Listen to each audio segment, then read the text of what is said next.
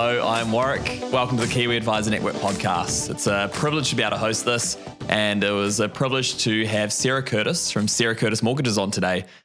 Far out, she is a really great character. She won herself a Young Gun Award, I think maybe like 2 years ago. I think some of the stuff she does for the community is amazing, passing on portions of her commission back to clients' favorite charity. She also does I think it's amazing. She does this first home buyer course for people who are looking to get into the position of buying a home but don't even know where to start. And like some of her comments and the way she helps clients in her community, it's really inspiring, but also her openness and honesty. I think this will be one that people really enjoy. So enjoy and make sure you log this as your CBD hours because this contributes towards your professional development. And of course, please, if you enjoy this and you get value from it, please just tell a friend. Probably only tell them if they're an advisor in the industry. You don't need to tell them if it's just a mate who's unrelated because they probably won't enjoy it. But either way, I hope you get some value from it and sit back, relax, enjoy this episode. Sarah, welcome to the Kiwi Advisor Network podcast. Stoked to have you here today. You've made the trip down from Kitakiti. I have.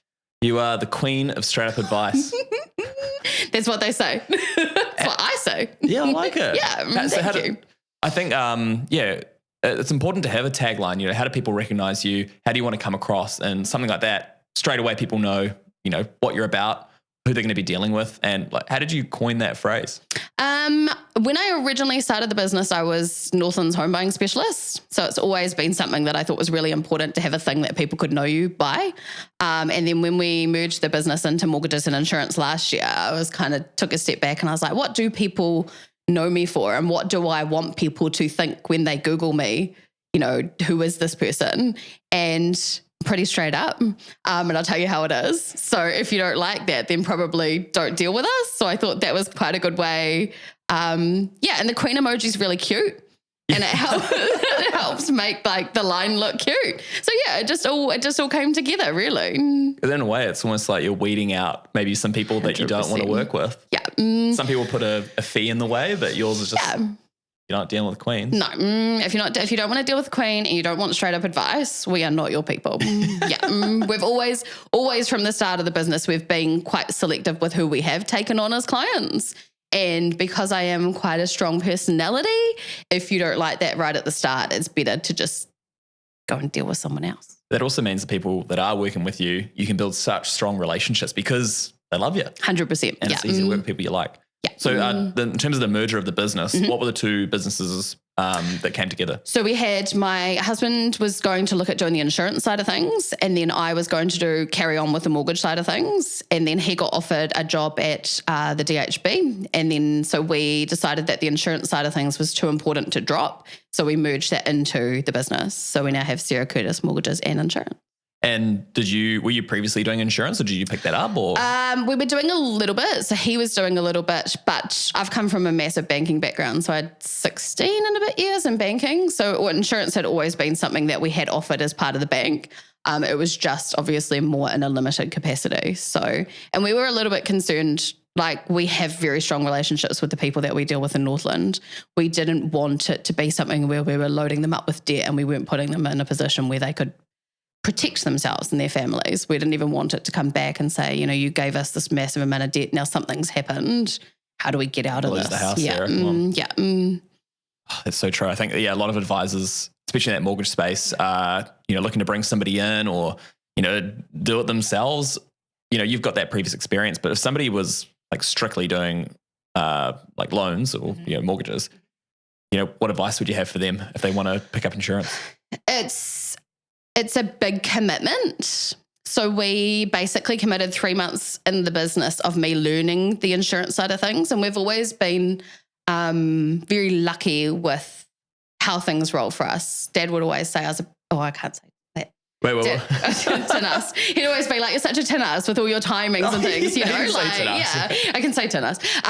So like whenever we'd go and like do other things, he'd be like, oh, such a tin ass. So when we, like even when we came and joined CAN, we lined that up with all the big changes that came on with the triple CFA last year, knowing that lending was going to slow down. It was going to take our time to invest in the system and in the business. So we lined that up really well. And then we could start to see the triple CFA regulations, you know, kind of March, April, May, things started to sort themselves out. And that was just when we were at the point where we were like, okay, cool, let's like get back into the roll of things. And then over the winter season, we used that time to really invest in the insurance thing with all the learnings and accreditations and all those kind of things. So I think just be aware it's not something you're going to be able to go and do 100% of your mortgage business and then go and add your insurance on top of it. You're going to have to pull the mortgages back a bit to have the time to allow for the insurance side of things. Take your time. Yeah. And what material was useful to help you, improve your insurance knowledge or the way you give insurance advice? So I think having good relationships with the BDMs for the insurers that you're going to move forward with. It was really important to make sure that you could pick up the phone without feeling silly, because I think, especially in lending, it's very black and white. You know, there's kind of things that you'll work through a process and then the lender will either come back and say yes or no, we can do this or we can't do that. Where insurance, it's a bit grayer, and some of the products can seem very much the same. So finding which providers to go with isn't quite so easy. When we deal with lending, we deal a lot with first home buyers. So it's basically at the moment over 80% you're going to the provider that will lend them the money. Where now with insurers, there's a bit more research and stuff that you have to do in the background. Okay. So yeah. And you've got a business partner who isn't an advisor, right? No. Gareth? Yeah. So how did that come about? So Gareth was actually best friends with my husband about 16 years ago. They both met in Westpac, so they're both working in private banking. Yeah, so quite a while ago. And then he used to come to everything with us when we were living down in Auckland. We would go to watch the Breakers and we would go and have dinner. And then we moved back up north about 6.5 years ago now. And then we're still really good friends, obviously. Gareth was working at Westpac and then through one of many restructures got made redundant. So he wanted to have some time off because he'd been in a client relationship management role for years and years by this point. Wanted to have some time off, so took, kind of 6 months off, and we came down and we're like, look, don't go back to the bank. Come and come and actually work for us. And I think we employed him for like 3 weeks before we were like, no, you need to just like come and be part of the business, because he is such a massive part of the business. And we knew that that was the only way for it to be successful for all of us, was to be all in the business. Skin in the game. Yeah, 100%. Get in there. Yeah. And he is the reason that I can go and be the face of the brand and do all the things. He makes all the cogs turn in the background. He does all the things that I don't want to do, which I think in a one advisor business, it can feel like you have to do all the things a lot. You have to be the person, you have to be the front, you have to be the back, you have to be dealing with the banks and the insurers.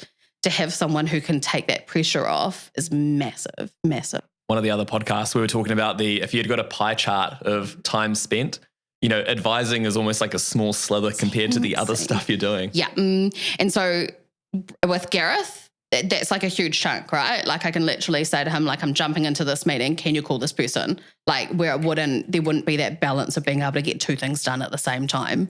So it's huge. It's huge. Gareth is, this business wouldn't be what it is if it wasn't for the team of us. Most of the industry, I think like 50% are 1 to 3 man or people, businesses. Yeah. I wonder, there must be a few people out there who are listening to this going like, I wonder if I could bring somebody in who's just like a business partner, not on the tools. You have to have a really good relationship. Like the reason it works with Gareth and I is because we were such good friends before. He just does the things. I don't have to say to him, can you ring this person? Can you call this bank? Can you follow up this? He knows his job. I know my job. Because he can do his so well, I can see 2 times as many clients because he can process 2 times as much as the work.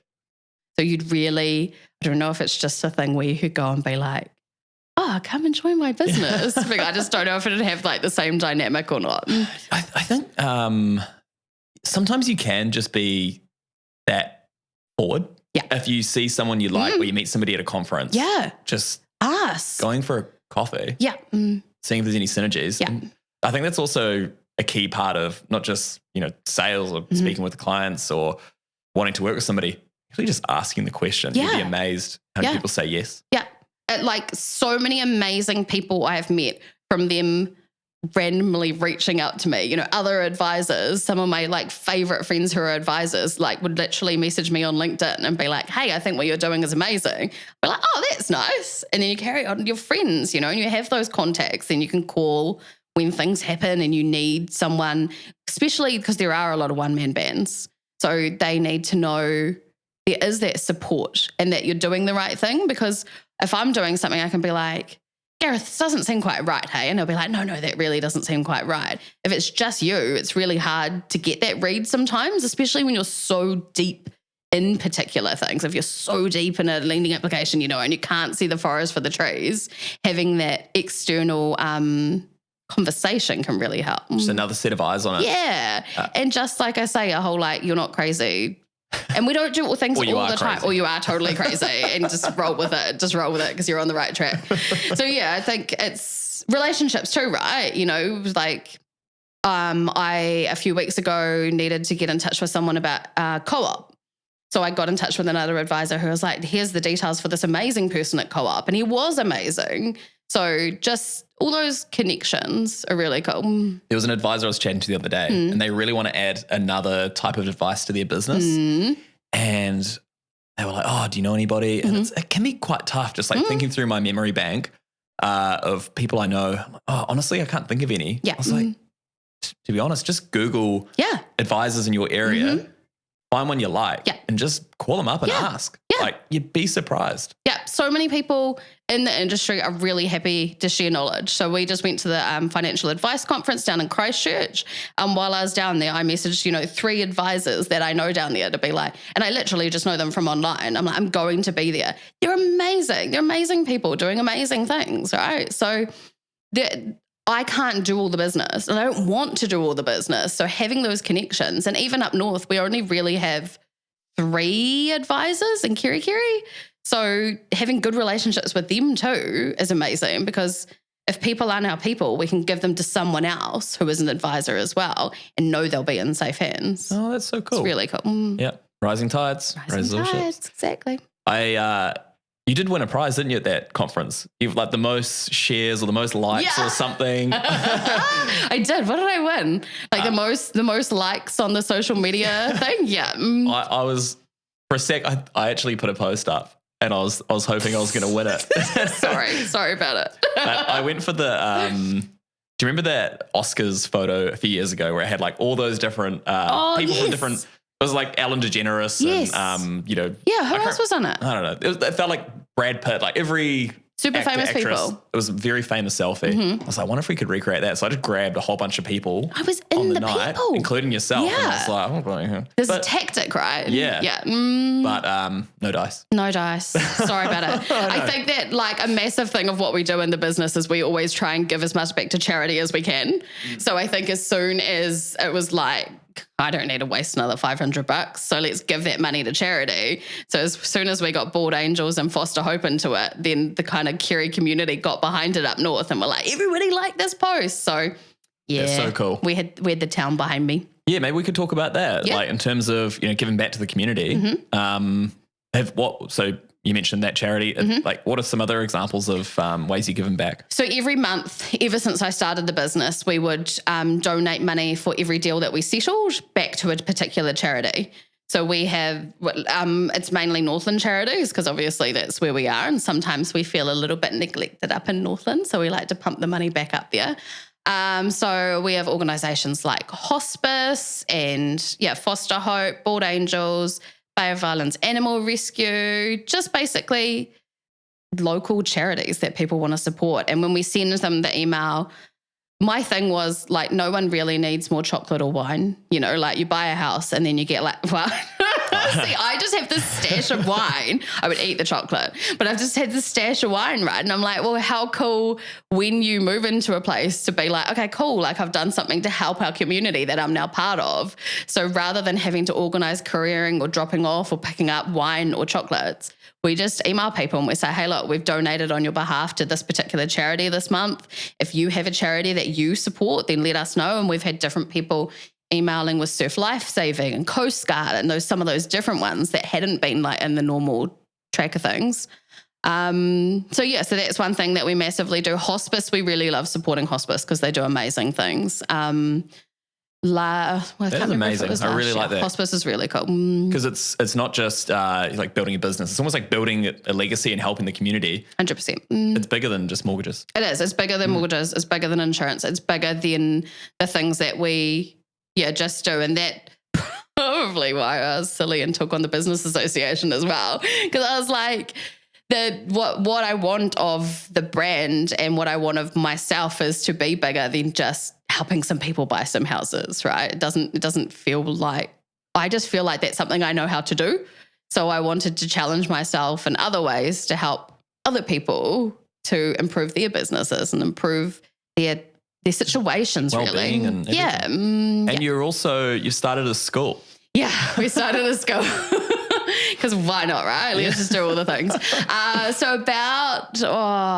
We've always dealt with first home buyers a lot. I love helping first home buyers. I really feel that they're really willing to listen and they want to take your advice on board. I like to talk a little bit and they're very good at taking those things on board. And we started to see that there was a lot of knowledge being shared on Facebook that didn't necessarily come from fact. So there were some groups where people were posting things and a lot of it was opinion and not necessarily this is how you can actually buy your house. So we spend hours and hours and hours. And I'm about old school, so I write everything down on paper. So I had like the school written all down on paper, which then last year we finally got into like an actual course modeling system. So people who want to buy their first homes, and we've had people who already have their first homes but want to learn more about things. So they might have gone through the bank when it was a bit simpler and now obviously it's a bit more complex. So they want to know where they're at with their finances and things and work their way through the school and get a real understanding of things like, we go real basic, like how to calculate what your mortgage repayments would be, how to figure out what you can use towards a deposit. It's got links to the Kaingaora website. It's got budgeting tips. It's got, I'm not allowed to say budgeting because people don't like budgeting. So we call it money plan tips. Yeah. Money plan tips. Just a lot of information that, when people would first ring me in half an hour, I could basically tell you what you needed to do to buy your first house. Have a good credit check, earn this much money, we'd pop it into the spreadsheet. Yeah, okay, cool, go find a house. We know that it's so much more complex than that now. So people can commit half an hour a week. It's 12 sections that are kind of split up into classes. Get to see videos of Gareth and I, which is funny. Okay, I was going to ask, so like how the classroom's conducted? So it's basically like it has a video at the start, then it has a few lessons, then it has like a wrap-up lesson at the end of it. And then if the clients work their way through the school, they have the option to book a call with me direct. But basically they'll get to the end of that school and know how much money they can borrow pretty much. I love it as an idea because it hits so many points. It's educational. Mm-hmm. And for you as well, you probably get a lot of leads coming through. You're like, oh man, I can't quite. Yeah. I don't have the bandwidth to coach you through the whole thing. Yeah. But at 12 weeks, you also get an idea of how committed somebody is. 100%. And that's why we charge. So it was a big thing for me to charge a fee for the school. I had to have a lot of conversations with my business coach about it, being like, I don't think that it's fair for me to charge for this knowledge. And she's like, you need people to pay for this to commit to building that knowledge. So the fee is not there so much as a massive money maker for us. It's you need to pay this money so you commit to doing it. Getting buy-in. Yeah. And what do people value the most? Not love, no, money. Not love, like advisor love. Time, money, yeah, no. time, money, yeah, all the things. If you put money into something, yeah, you're just you're more likely to follow through. 100%. And we've had like, oh God, I would have to ask you the actual figures, but the people that are coming through, they're buying houses, you know, they're coming to us and they know what they can borrow and they're very realistic in their expectations because they've gone through and they've figured out what their property is going to actually be able to look like and what they want from a property. And yeah, it's been really cool. Yeah, I'm totally empowered. And do you have people from all around the country, or is it Northland? No, all around the country, Love it. So that's one thing that we've done a little bit different just in the last couple of months is pull back and been like, we can actually help you wherever you are. You know, it's the skills that we have translate. We always had clients all around New Zealand. So we had clients who tracked Gareth and I down when we left Westpac. So we had clients, you know, we had a lot of clients in Auckland, but all the way down to Invercargill and Gore, we had people like finding us, which was really cool. And 100%, if people want to deal with someone who's local to them, all good. You know, we'll be really upfront with people and say, you may want someone who's there and can tell you, you know, connect you with a lawyer and connect you with this and connect you with that. But if you're happy to jump online and we can do everything face-to-face online, we'll support you through that process. Because we've been lending for so long, we know the different criterias and the different regions and things. So location doesn't limit us anymore. Love it. Yeah. So what's the next step with the school? Like, is it probably still refining it? Yeah, like the school's pretty good in itself. It's probably just more like us pushing it out to more people, New Zealand wide. I did a little push just before, like in the last month, like going on holiday now. I've like pulled it back a bit because I don't want those coming through. But I think lining it up with New Year's and new goals and people really getting passionate and wanting to know more. There's, you know, you can look on the headlines and you'll see that there's, you know, how impossible it is for first home buyers and this is really hard and interest rates are going to do this and da-da-da-da. It might feel really tough, but if you know what you can do, then you're at least making an informed decision around whether you can do it or you can't. Because you might say, you know what, I'm going to commit to renting for the next 2 years, but the school will teach you the things that you need to be doing in that time. So much of the time we would talk to people and they'd be like, I don't think I can do it. And then in 6 months' time, you know, grandma would be like, I'm going to gift you $50,000. And then they come to you and you're like, well, you needed to be doing these other things at the same time to make sure you're in the right position now. So it's always been about the knowledge. It's always been about the education and pumping that out further than just kind of our Northlands affairs as the next. I like that. Yeah. It's like, so that expression, no such thing as luck. Yes. It's just when preparation meets opportunity. 100%. Love it. Yeah. So when you get that money from grandma, which everyone wants the money from grandma. But yeah, I mean, like you've got to be ready for it. Yeah. And you can't just be working off the old rules anymore. The lending game has changed. You need to front foot things, you know. We used to have clients who would go look at open homes on the weekend and then ring us and be like, hey, I think I want to buy a house. Like those days are pretty much all but gone. Damn. Yeah. But hey, sounds like you're mitigating it. Yeah. And you won a Young Gun Award a couple of years ago. When I was young. Yeah. Yes, I did. It's like, what was it, 2020 or 2021? Okay. That was recent. I think I had to be 35, so it must be 2020. I think I just scraped in. Is 35 the limit? Yeah. Okay. Yeah. I like that. Yeah. So I think it like cut off in April. My birthday's in March. So I just scraped in. Yeah. But I think traditionally, you know, maybe if you ask somebody outside of the industry what the average advisor looks like, they'd probably give you a description that would be a little bit different to what you are. So I think 100%. I think having any type of young blood in the industry is good. You get fresh ideas. I'd say you're probably one of the few that have like a pink streak in their hair compared to others. Yeah, probably, yeah. How do you find that when you're meeting with a client for the first time? Do you find it helps because people can just, oh my God, this is a human I'm dealing with? I think so. Like even when I was in the bank, I was always me, even though I wore heels and corporate uniform. And I think personality and relationships is massive. So I think very quickly people know whether they want to deal with us. And I guess kind of that queen of straight up advice, we do a lot of social media. If someone's coming to us, they're normally coming to us through social media or they're coming through a recommendation. So already they've probably been told a little bit about how we run our business and how we do things. But it was a thing, you know, in my photos, you can see my pink hair. When I went and got my tattoo, you know, like it was just kind of like everyone just thought it was amazing. Like, so I think it's very important to make sure that women in particular know that the industry is not something where you have to walk around in heels. And, I started this business literally finding out that I was pregnant with Blake. So there was no way that was going to hold me back. I would talk to clients and be feeding like this, and there is no typical advisor anymore, I don't think. You can completely make the business 100% what you need, and what you put into it, you'll get back. And there's certainly, I feel at the moment, getting women empowered to invest. There's a book that's come out, I think it's called Girls Who Invest. My partner's reading it and loving it. And it's very similar to that, was that the Barefoot Investor? Yeah. It's like a lot of similar stories, but I think just like well marketed. Yeah. Have you checked it out? Or I haven't read it yet. I have seen, like, woman and money has always been a big thing to me. When it was just an automatic thing that when men came in, I managed a portfolio of clients in Takapuna, and it was all the men's name first and the woman's name second. We had like CEOs of companies where they were earning the big bucks, and it would still be the men's name first and the woman's name second.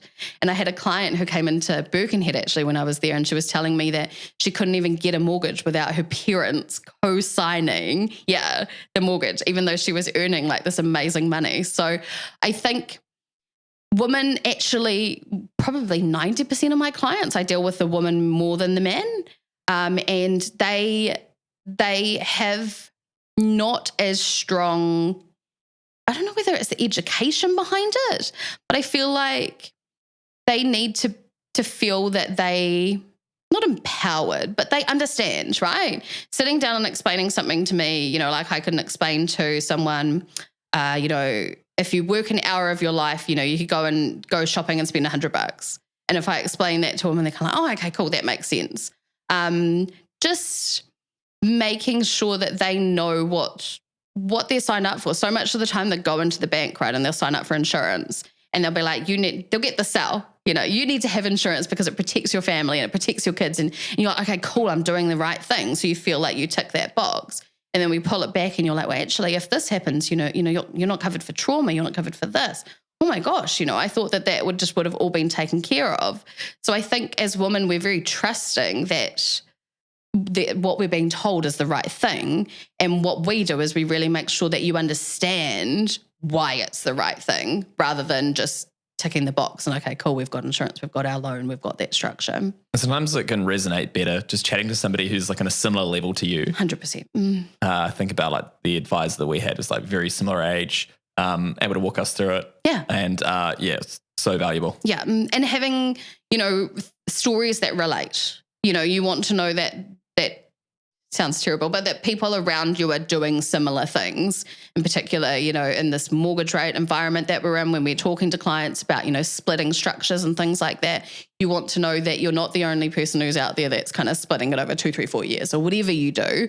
I think it's... Stories in general 100%. Are a great way of explaining things to people. Like whenever there's something that, if I'm explaining, like say for instance with the software or I'll always give an example. Yeah. So if you just say, this does this, people go, okay. But if you say, so for example, if you're doing this could be really useful. Yeah. It's such I feel like it just cements so much stronger in someone's brain. Communication is the biggest thing we do in our job, right? Like in particular, explaining things to clients, explaining things to banks, explaining things to all the parts of what we do. So taking that extra time to make sure that the person really understands what you've told them. And I feel sometimes women feel a little bit silly being like, can you just repeat that? Or can you explain that a different way? Can I tell you? Yeah, go. It's not just women. Because I often feel so that. having the confidence to know that the person you're talking to is not going to be like, okay, right, like, I can explain it again. Or I'll quite often like say to people at the start of a conversation, hey, look, I'm going to talk to you and I'm going to dump a whole lot of information on you, but I'm going to send you an email after that's basically going to summarize everything, because you know what it's like. If you go and talk to a doctor and they talk to you about things and you walk out, you're like, what the heck were they just talking about? Like, and then you go Google what they were talking about. So if you've got that really multi-layered communication, I guess what it is, you've got different avenues now. We have to take notes for everything anyway, right? Oh, so my note keeping now, even I went to a new gym the other day, went through the orientation. The guy was giving me like a bit of a run through. Yeah. And he kept talking and I was trying to get my phone out to write notes. I was like, I'm not texting. No, I promise I'm taking notes. Because otherwise you forget. Yeah. We're in an information like overload. There's so much information out there. And that's why a massive thing with the first home buyer school, we wanted a one source of truth. We wanted you to know that if you went in there and you got that answer, that was correct. And you didn't have to go on Google or Facebook or all these other places to try and get that source of information. And it's the same with our advice. We want to make sure if you come to us, we will make sure that we've looked at all the options available and we won't kind of just be like, oh, no, that doesn't look like there's something that you can do. You will always come out of a conversation with us either knowing what your plan is or what our plan is to help you reach that plan. You're so right about the just being information everywhere. I feel that way for advisors too, because, you have like webinars full of providers. You've got your head group webinars, training. I feel like there's always just like, you could stack up your entire week just with like training and information. Yeah. And more with doing mortgages and insurance. Yeah. Right? Because you could literally just sit on webinars all day. And some idiots put this podcast together, so it's even more stuff to listen to. So much more information. Lucky this one's amazing. But yeah, it is. You have to be quite selective with knowing the things that you need that help for. And so I was getting like separate business coaching up until about 6 months ago, which was another thing. And I was like, you know what? I actually feel like I'm good with this now. So I'm going to take a breather and go back if I need to. I think an outside influence is quite good sometimes. And that was amazing for helping get the first home buyers school up because it was something quite different to being an advisor. It was more of setting up the school and then how to sell that and promote it. But people who are experts in those things want to help. Like if you're stuck on something insurance-wise, don't wait till there's a webinar. Pick up the phone, call that BDM and say, hey, look, we want to run through this. We had an amazing call with Avanti last week where we had a couple of questions about the way that they do things. Jumped on a Zoom with Helen. Like 20 minutes later, it was sus. We just knew all the things we needed to do. So there's so many people willing to help. It's amazing. In this industry as well, I've noticed people are so helpful. When 100%. I first started with Trail, they put me into the support team just to learn about software, learn about the industry. So many times I'd go into a conversation, like, I don't really understand this, but most of the time I was like, hey, what does this mean? Yes. And every advisor I spoke to would be like, hey, okay, I'll give you like a couple of minutes to explain it. Yeah. And if you don't know, right, just admit that. Be like, you know what? I'm going to find out exactly the reason behind that and I'm going to call you back. Previous industry I was in, people would be like, no. Really? It was also in the UK. So I feel like it's probably completely, we'll blame it on that. Completely different industry, completely different people. But then coming into this industry in New Zealand, everyone's so nice. I think also a lot of us have come from a very corporate background. Like most advisors have come from banking or they've come from some kind of professional services industry. So they remember what it's like to be one of those big numbers. So they like pulling it back to like, yeah, I can totally help with that. The little numbers. Yeah. I hope that stays. I so true. I think it will. Touch wood. Yeah. Now, in terms of, what I want to discuss actually was recently you put a post up online about checking Seek. Yeah, I did. So walk me through like the thought process. Like what was that about? So I started working for Westpac when I was 20 years old and I'm now 37 years old. I took off 7 months when Bailey was born. So she's now 8 years old. I took off no time when Blake was born because I just started the business. So I literally had people ringing me in hospital being like, can I see you next week? And I was like, no, I'm in hospital. I just had a baby.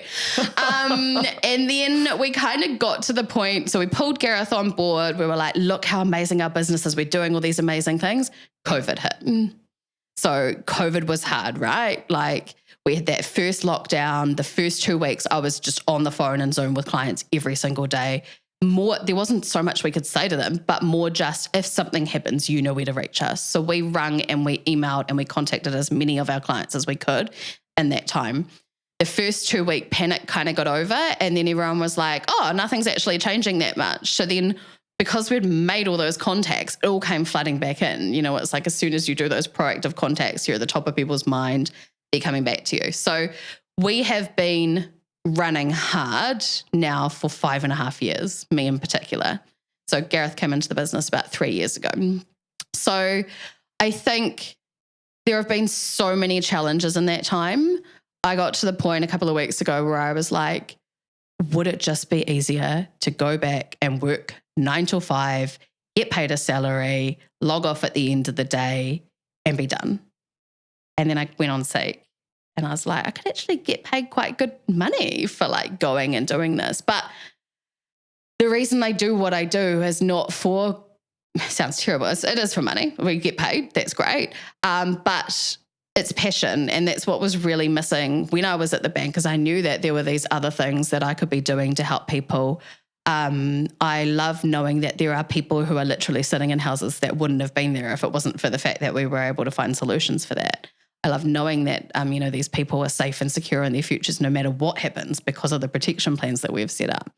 It just wouldn't be like that if I was going to my job. And when I talked to Sean, my husband, about it, he was like, you would never just go and log off at the end of the day and it all be done anyway. Like, why not push that passion back into your own business? And the flexibility that I have in the business, is massive. It's just hard to remember sometimes when you're deep in the work and you need to pop your head up and be like, actually, I do good stuff. I think it's hard to remember that when you haven't got someone there saying, you do a great job.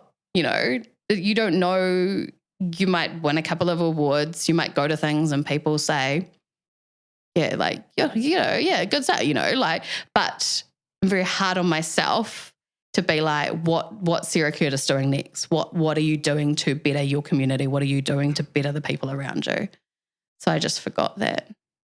Sometimes it can be just having a little peek over the fence. Mm-hmm. That can really remind you about all the things that you love. And, sometimes there can be adversity. I think everybody faces it. Mm-hmm. But, looking at the bigger picture in terms of what you've achieved and what you can achieve with your own business, I feel like it would far outweigh. Yeah. And I think sometimes there are barriers that you feel like just shouldn't be there.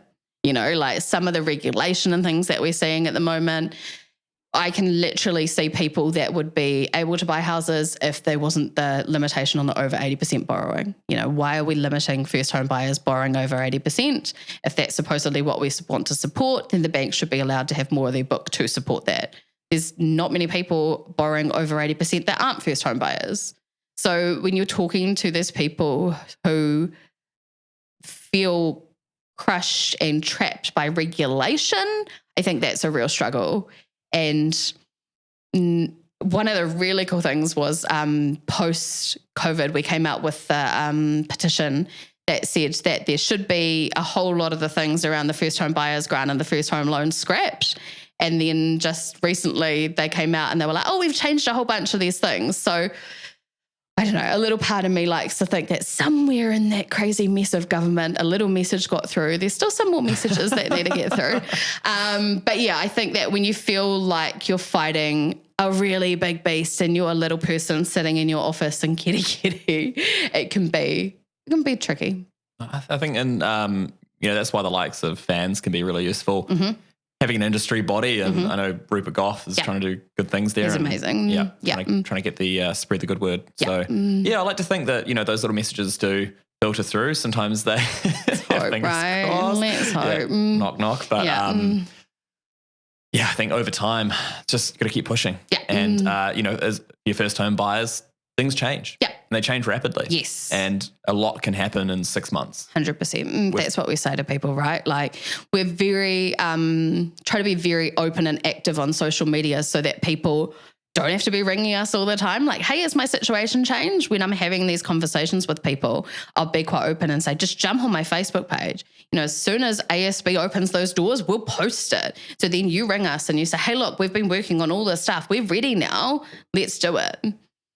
And I know you mentioned before about being proactive with clients, calling them up during COVID. Are there any other things that you do that are in that proactive space so that you are front of people's minds when they are ready? I think a lot of it is that social media engagement. So we have a lot of our clients follow my Facebook page, they follow us on Instagram, or they find us and then they search me out on LinkedIn. So I think it's just about using the most of those tools out there to make sure that people know that they can connect with you whenever they need to. Obviously, we do all the same, the fixed rate rollovers and all those kind of things. But it's really about making sure that you're approachable, so that if someone does text you and they're like, hey, can I just ask you a quick question about that? Sweet. I would much rather you come and ask me a quick question.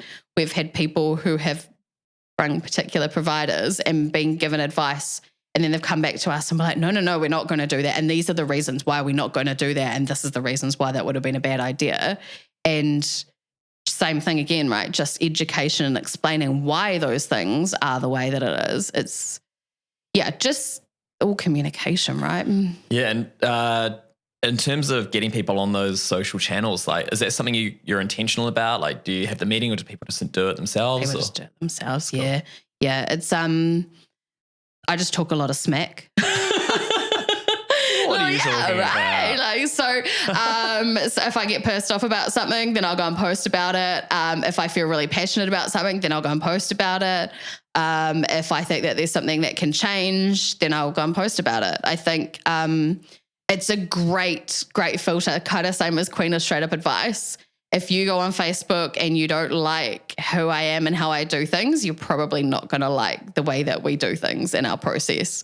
I think being open and honest with people about who you are. It's like going to a job interview and pretending you're someone else. They hire you and then you're like, actually, I have pink hair, like, you're like, what? Hang on a minute. Where was that in the interview? You're wearing a wig? Yeah. What was all that about, right? So you may as well, like, the relationships we want with our clients are like, we want long lasting relationships. We want these people to come back to us for years. So there's no point in going into that like fake or misleading. Just be completely upfront.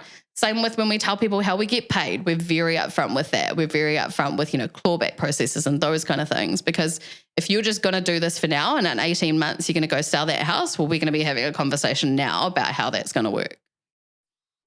So it comes back to what you mentioned before, communication. 100%. Yeah. It's like any little, even could be like a personal conflict, could be with your partner, could be with somebody at work. It's amazing how just having a conversation with somebody can fix 99% of issues. So much. And so the other thing too that I've found is email can be very, it can be read in different ways. Tone. Massive, right? My tone, we've got an internal messaging service here. And sometimes I just I'll type a message and then I'll look back at it and I'm like, holy crap, my tone looks like, if I got that, it doesn't need to be all emojis and exclamation marks all the time, but sometimes just picking up the phone or just reaching out to somebody. 100%. And that's really, like, Gareth has been amazing at that for me, because I would get something from one of the banks and I'd be like, all the time you get things where it's like, oh, you haven't mentioned this in your notes. I'd be like, yes, it is. It's here. Copy and paste. Read this, like, what are you talking about? And Gareth's like, okay, let's just peel it back a bit. And lots of time, you do go in that space and you're like, I'll just type this email and I'll reply now. It's like, actually type the email, save it, walk around the block, come back, and then you're probably going to delete half of it. So about editing those conversations. And lots of the time, like you say, picking up the phone. We've had things where we've been like, what is this person doing? Why do they want to do things this way? You ring them and they're like, look, my mum just said that I should do this. They're like, why are you listening to your mum? Like, I've told you about this, I've told you about this, I've told you about this. I just felt like the pressure of da-da-da. So finding out why people are making some of the decisions behind that conversation is pretty massive too. I had a thought there. Sometimes you get those emails, it's like all bullet pointed, and then the response can be, see my response in red. Yes. Like, that is my worst nightmare. Please see previous email. Because I always feel like they take a lot of time, a lot of like emotional energy. Yes. So they do. Just calling somebody and going through it. Yeah.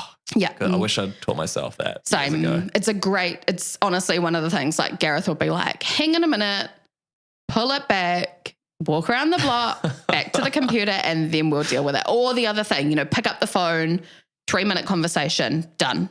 Like, it's amazing. And then if there are any questions, because that's when you get into email war, right? What about this? Oh, have you thought about this? And you turn into this email question saga. You can answer that over the phone pretty quickly and then type those notes and trail yourself. And you see that email pop up and you go, I knew it. Here is another half an hour. I knew it, right? We're going to get back. Yeah, call them up. Yeah. And like, even then, utilize the tools you have. If I'm working on a Saturday, I don't work weekends, and I very, very rarely work like later hours. If I'm doing any work outside of that space, I future send my emails.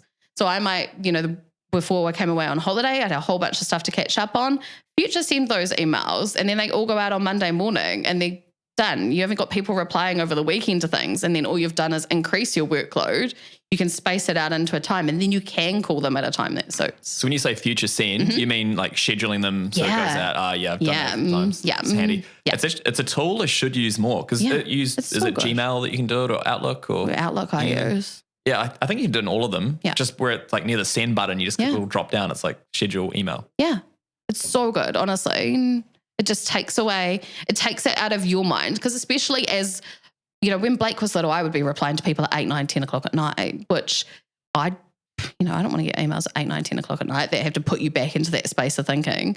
So pushing it out to that future send, then people can deal with it in a time. They need that function for texts. They really do. Oh my gosh. And out of office for texts. Yeah. You can't even get out of office for texts. Yeah.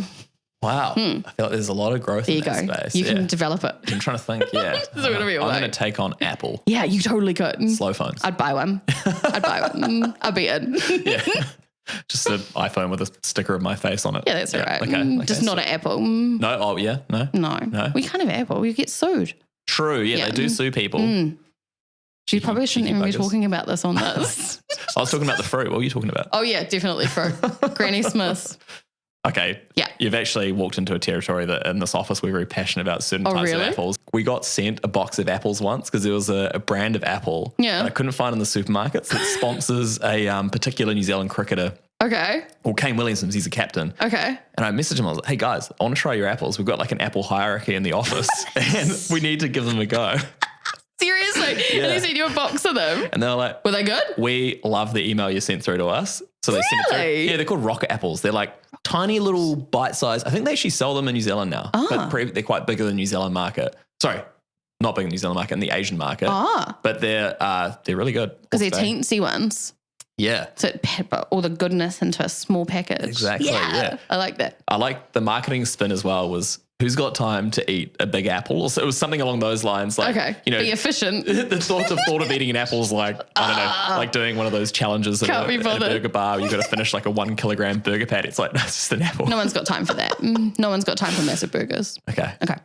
Sorry. Anyway. Sorry, I had to drag us back. Apples. Back on track. Mm-hmm. Okay, so what's next, Sarah Curtis Mortgages? You got your school set up. Got the school set up. Different types of advice. You got your business partner. You're giving back to charity. Yeah.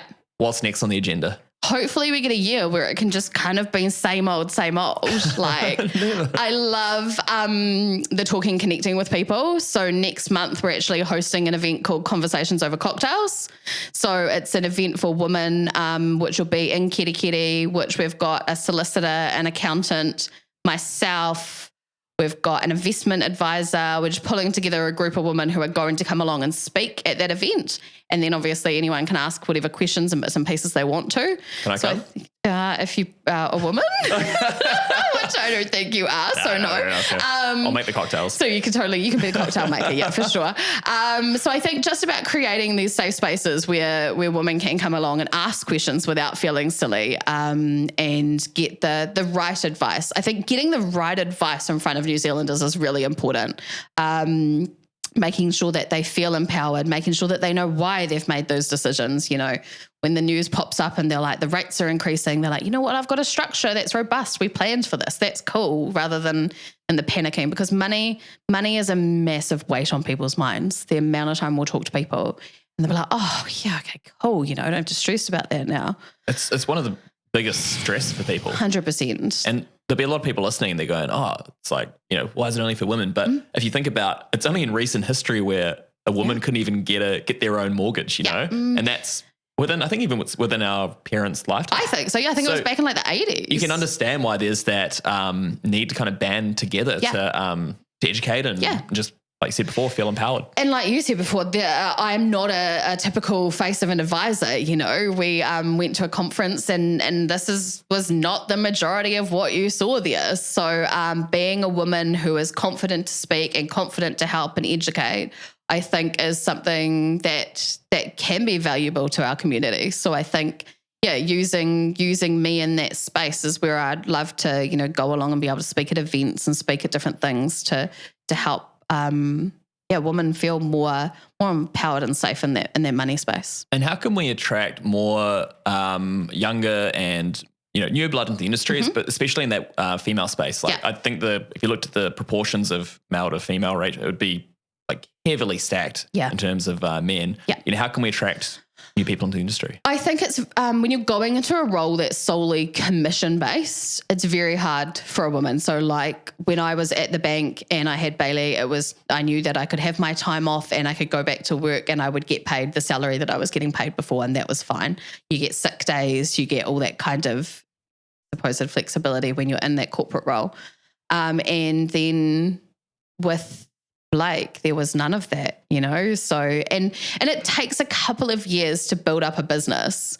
So it takes a couple of years to get your brand out there. It takes a couple of years to build up a clientele. It takes a couple of years to really have something that's solidly performing.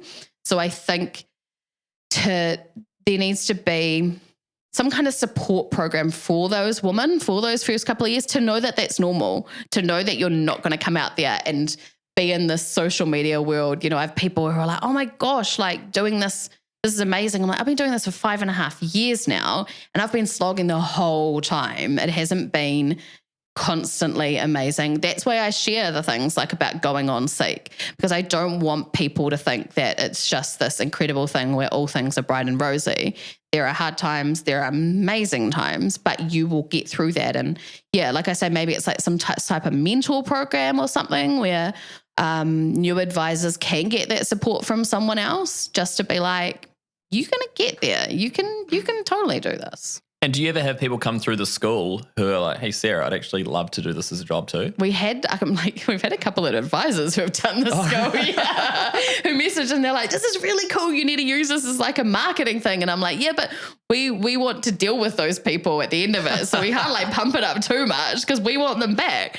And not so much in want to go through the advisor space. A lot of time if people like are coming to me now saying they want to be an advisor and what should I do? I say, you need to go work for a lender, because that's where you get that really strong base of things. So maybe that's what we need to be doing is having a strong avenue for people to come into the industry where they haven't been through the bank and they haven't had that base of knowledge around things, but they can still get that level of experience. I was chatting to a new advisor recently, and she would be probably similar age to me, but just went through the process of buying her first home and just loved it. Yeah. And was like, oh my God, this is like career for me. Cool. And just like made that step from there. That's massive. I think it can be quite an attractive job. Yeah. It's flexible. Yeah. If you're passionate about property and investing and, helping people, it's a great career. It's just that initial step, I think, can be a little bit scary. It's a big commitment. Yeah. Relationships are massive. Like I failed fifth form maths. It's not about maths. You're not sitting here as an advisor typing numbers into calculators. It does not matter. Relationships, communication, having common sense, being able to really problem solve, and you really have to be passionate about what you do. Gareth will be like, oh, so-and-so called you, and I'll be like, oh, how's their kid and their da-da-da-da-da. You really have to know your people. I love your openness and honesty. Just, the post about Seek and being like, I failed for 4 maths. It's just... Totally failed for maths. Yeah. I was useless at school, horrendously useless at school, because I just didn't care enough to sit down and focus on the things that I need to. And that's why the dynamic between Gareth and I is so great. I will walk into the office, especially now with the system, everything should be in there. You should be able to get what you need. He'll be like, what about this? And I'll be like, oh yeah, that's right. I remember that. So I remember quite different things too. He's very like the numbers and the analytics side of things, where I'm like the big picture and the let's find a solution, and we've got the relationship side of things. So you've made a great career after, saying that you weren't great at school. Yeah. Like, do you think you could even, you can almost go a little bit further and help like kids, high schools, like local communities? You could be like speaking to them, not only about like career advice, but also just like getting their home, because even, to a very old age, even I hadn't even thought that I thought getting a home would be an unattainable goal. Yeah. It's really funny because I failed for maths, was like, what am I going to do at school? We moved to Kirikiri when I was 16, so halfway through sixth form, which was just terrible. My 7th year, it was Form 7. I didn't actually spend a lot of time at school. I was marked as attending, but I wasn't necessarily there. Mum and Dad know, so it's fine. Yeah, I think probably it's come water out under the bridge now. A few years later, yeah. And then my husband was basically the opposite. Like, he was very good at school. He was the head boy at school. He went to Otago University. He was very academic. So when I'm saying things to my kids, it's very much like, you can go down the track where you can work hard and you can do these things like this, or you can go to university, you can do whatever you want. It's more about your mindset and your focus and your passion, and just embrace that passion. I honestly couldn't, if I won Lotto tomorrow, I'd still be doing this 100%. Yeah. So that's where I'm like, am I in the space? When I went on to SEEK, and I was like, you know what? Yeah, it would be easier to go and get a job and to kind of, turn up at work and do the bits and pieces. But I love my brand. I love what we do. I love the people. I love going to the supermarket. Gareth will tell you it takes me 2 hours to go to the supermarket. Oh, your kids must hate They do. They won't go with me anymore. So it's just, I love feeling like a really important part of our community from what we give back and the things that we do. And to be able to spread that kind of New Zealand wide, I guess, is kind of the next step for us. Even my mum was like shocking at the supermarket growing up. Just bumping into so many people. Online shopping. Yeah, that's the way Saves forward. Us. It's the only way. It's the only way we actually get food in our house. Even recently I was down visiting my mum in Wellington and went to the supermarket. She bumped into somebody that she knew. Oh, no. And it was like this, I don't know, this old feeling I had all the time. I was like, here we go again. Here we go. But I'm like, oh, you know what? I'm actually an adult now. I can join in the conversation. Yes, you can contribute.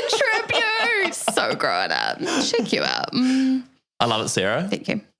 Thanks so much for joining us. I think like some of the parts talking about, like the first home buyer school, which I think is really important, giving back to your community. I think all of those, not only are they like great revenue drivers for you because you get to see people out there, but it's also just helping the community. It's more than just giving advice. So thanks so much for your time, your openness, your honesty. It's been a really enjoyable conversation. Thank you. It's been awesome being here. Yes. Thanks.